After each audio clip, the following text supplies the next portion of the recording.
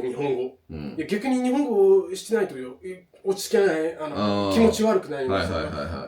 体にジンマシンが出るぐらい、そういう体になっちまった。病気やん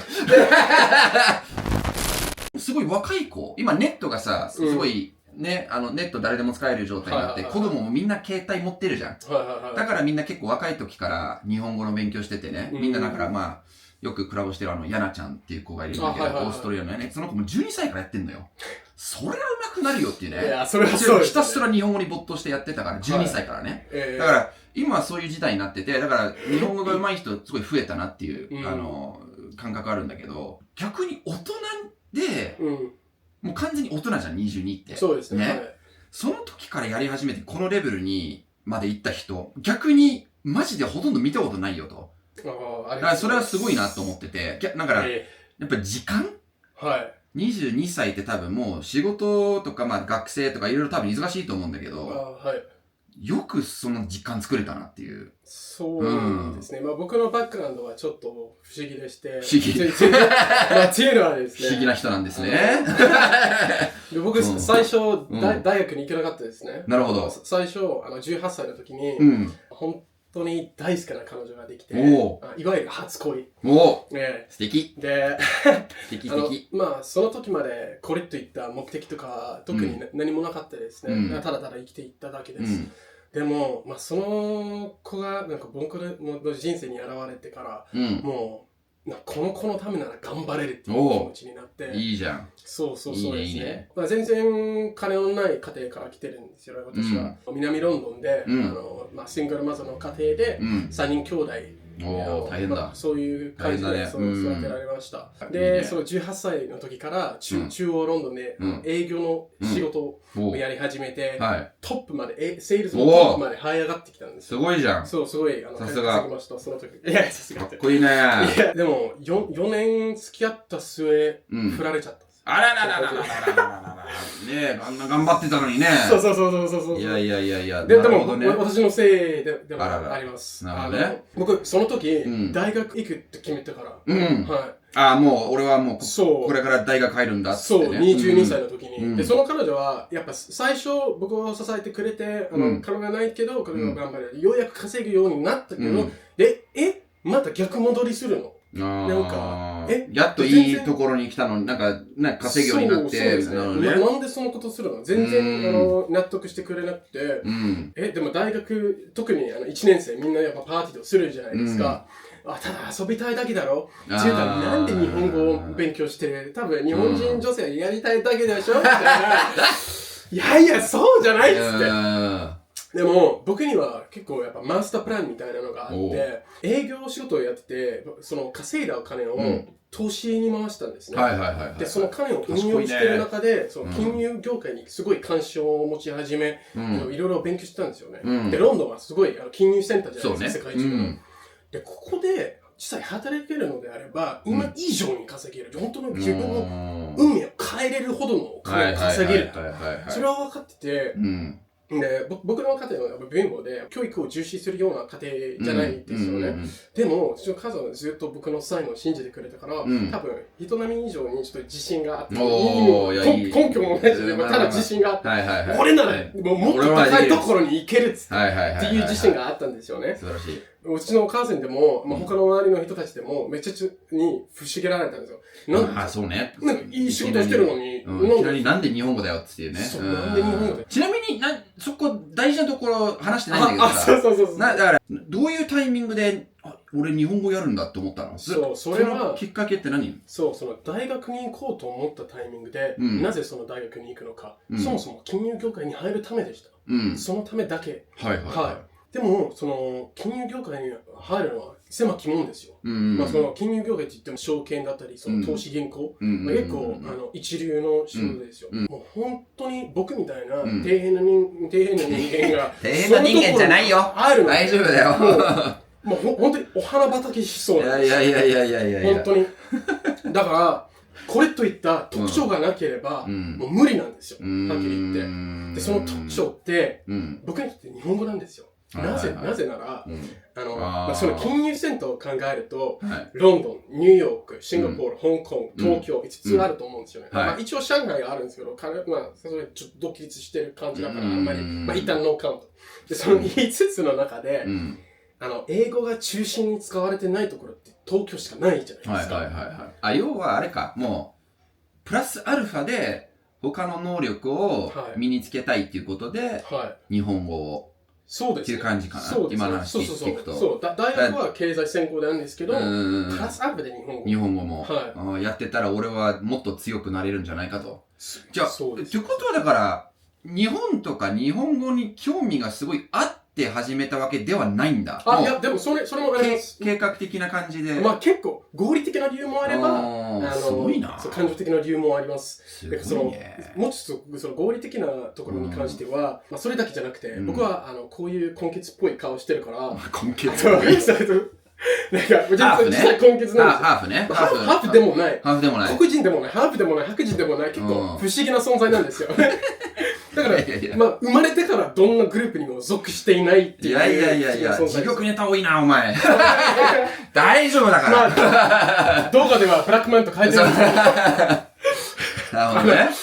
そういう、だから、ヨーロッパの言語についても、アラブ語でも、彼の親がその国の方だなと思われそうで。喋ってても別に特別感がない。評価されにくい。でも、どう見ても、日本人の血が一滴も入ってないっていうのは一目瞭然じゃないですか。なので、それは結構評価されるんじゃないかな。なるほどね。要は、その、努力の証なんですよ。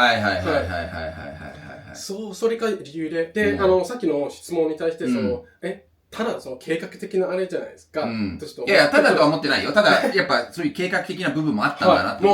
俺は全く考えてなかった感じで。逆にすごいなと思って。ノープラン。マジで。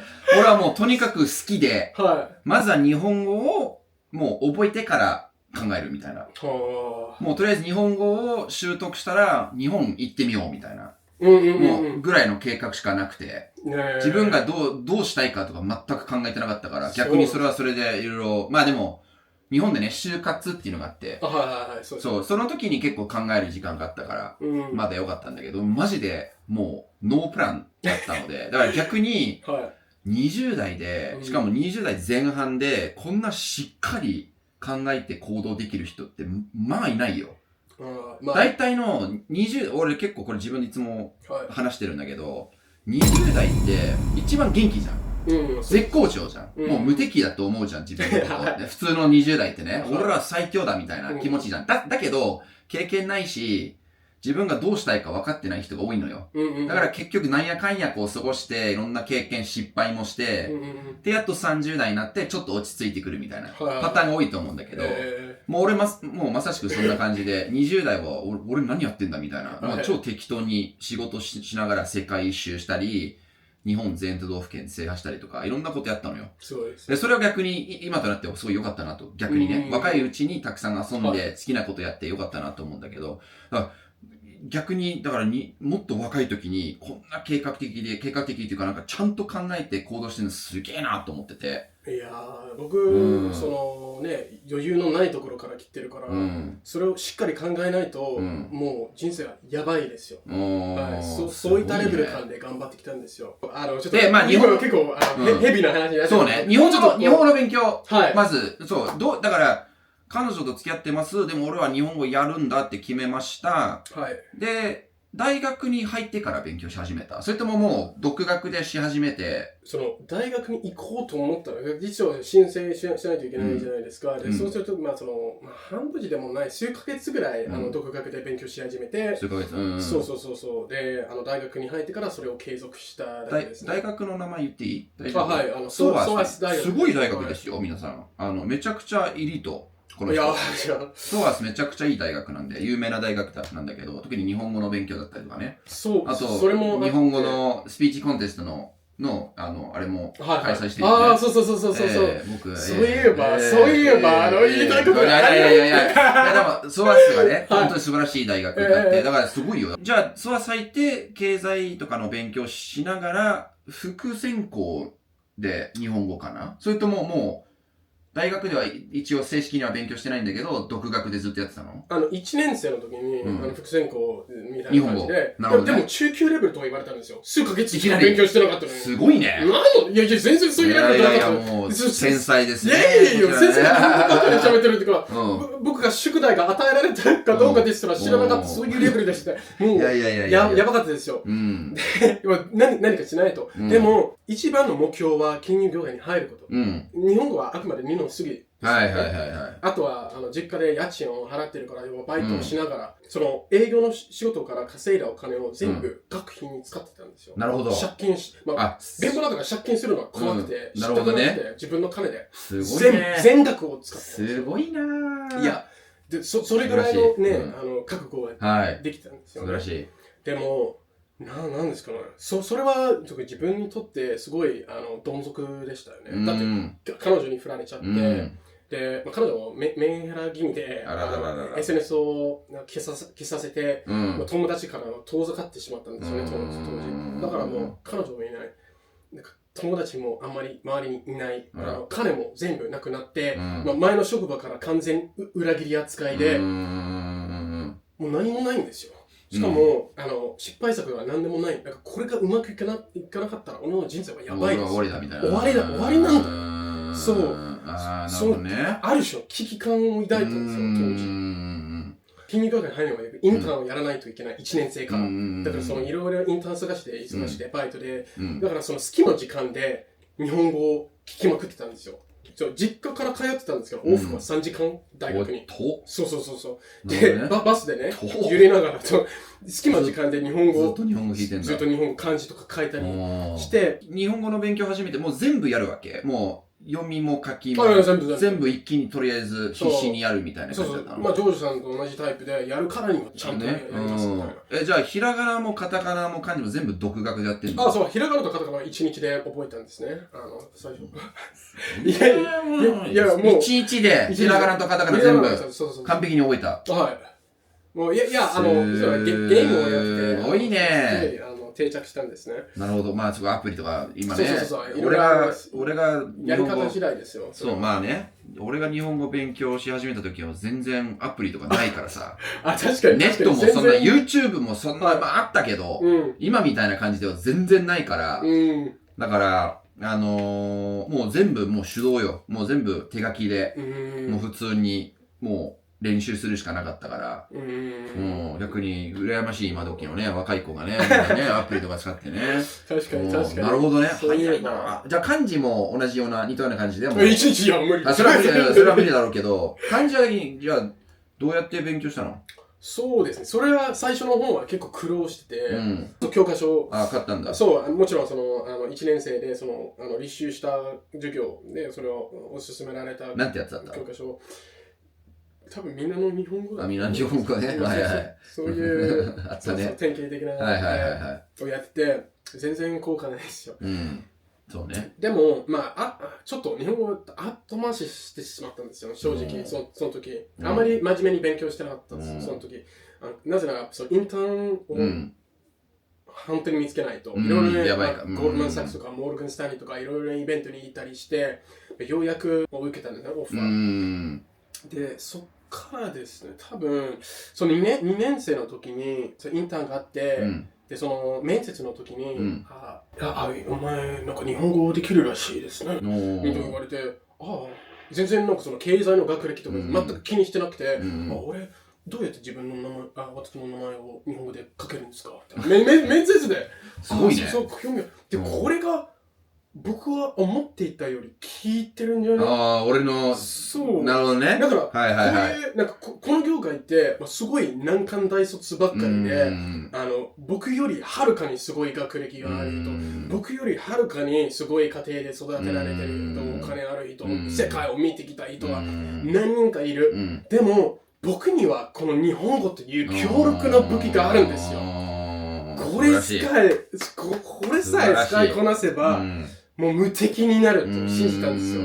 南ロンドンで育ちた多分、ジョージさんのチャンネルで、ロンドンについての動画を話していこうと思うんですけど。撮りますんでね。はい、ぜひぜひね。皆さん見てくださいね。何でも殺されかけたし、このところで、行きたくない、住みたくない。もう自分が置かれた環境に対しての怒り、未来への不安、いろいろ失った上で、その絶望感が強くて、ありとあらゆる負の感情が僕の原動力となったんです。すごいね。なるほどね。はい。すごいな。ここで、おもろいね。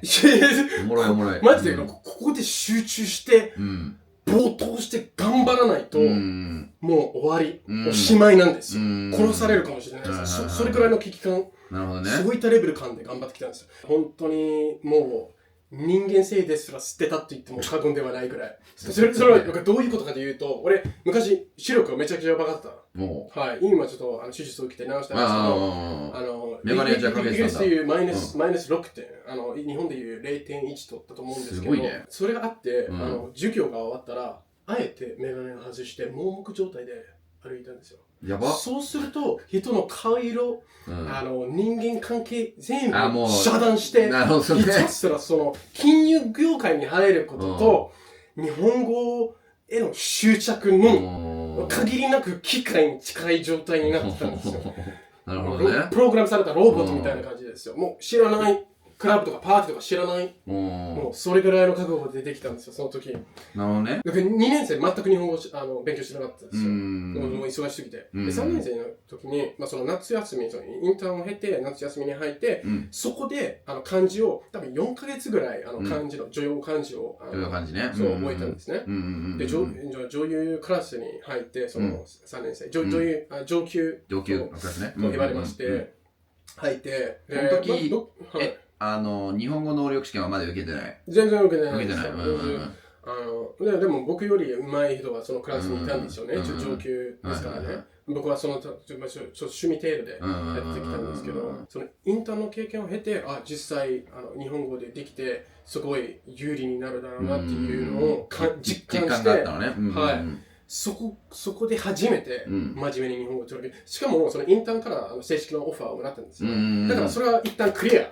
素晴らしい。なので、そうですね、その日本語が中心になって、それをもう余裕が生まれて、ちょっと日本語に集中しよう。まだバイトとかいろいろやってるんですけど、ある程度は比較的余裕が生まれて、ここで日本語をもうバーってやろうぜみたいな。やってやろうぜ。はい。で、そこでやっぱマットバーセスジャパンして、イマージョンの方法について、それでどうしてたの？どういう日々を送ってたの？多分なんか漢字の勉強がすごくネックになってて、どうやってもうちょっとうまく勉強できるのかって、彼はその RTK Remembering the Kanji っていうあるね、本ね。それを使って、もうそうやってその4ヶ月でそれとりあえず意味だよね。そうですね。漢字をあとこうグループ化して、例えばなんだろうな、よく俺も昔使ってた時期あったんだけど、例えば三髄編の漢字を一気にやるとか、そういう感じだよね。なんかね、こう似てる漢字をブッシュとかごとにグループ化されたやつ、あと意味が似てるやつとかを覚えるって感じだよね。でも英語の意味だけあって、読みが書かれてないよね、確かね。なのでね、あった。どうだろう、俺結構日本語の勉強っていうか、日本語に触れてるのがだから楽しくてたまんないってさっき言ってたと思うんだけど、どう？日本語の勉強は楽しくなかった？最初の方は、全然楽しくなかったです。楽しくない。そう、文法とか言葉とか。でも長く何かを継続して習慣化していれば、どんどんやっぱ慣れが、慣れてくるからね。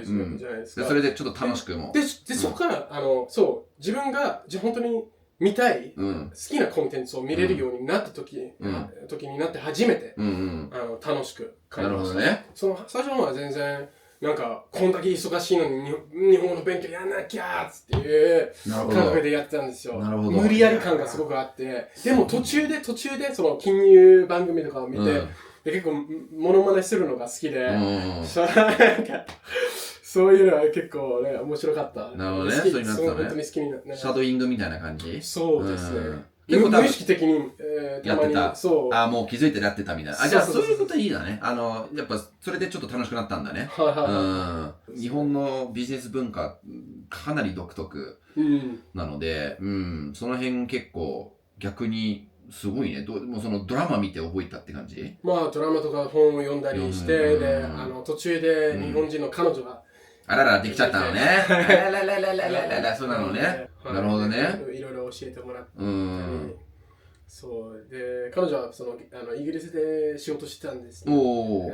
で、だからある程度英語が喋れるじゃん。で、大体日本人の彼女がいると、英語になりがちですね。ああ、そうなんだ。なるほどね。そう。イギリスの住みながら。ああ、そうね、そうね。イギリス人が英語になるのは一番、なんていう、一般的って言いますか。これ抜けちゃった。ごめん。あ、いや、全然大丈夫です。なるほどね。はい。この彼女はめちゃくちゃ英語上手っていうより、なんかこう、日常的な会話ができるけど、仕事は日本語でやってたり。なるほどね。たまたまロンドンに行ったみたいな。はいはいはい。だから、この中級レベルの英語をさえ超えれば、自分の日本語が、日本語になるんだっつって。会話が日本語になる。それが勝負でした。はいはいはい。それもあって、はい。じゃあ結構いい原動力だったんだね。俺は、彼女を超えるんだ俺はみたいな。完全に舐められちゃったよ、最初。なんか、クレイ君、日本語かわいい。日本語かわいいね、みたいな。赤ちゃんみたいな。ふざけんなと思って。誰だ赤ちゃんと思って。俺、負のエネルギーがあったんだ。ダメじゃねえぞと。そう。いいね、いいね。